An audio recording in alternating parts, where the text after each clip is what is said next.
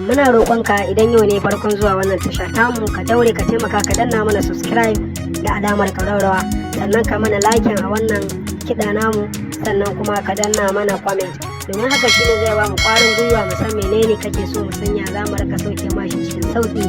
Mun gode. Idan kuma ka daɗe da zuwa tashan to ka daure ka danna mana alamar liking da comment. Mun gode.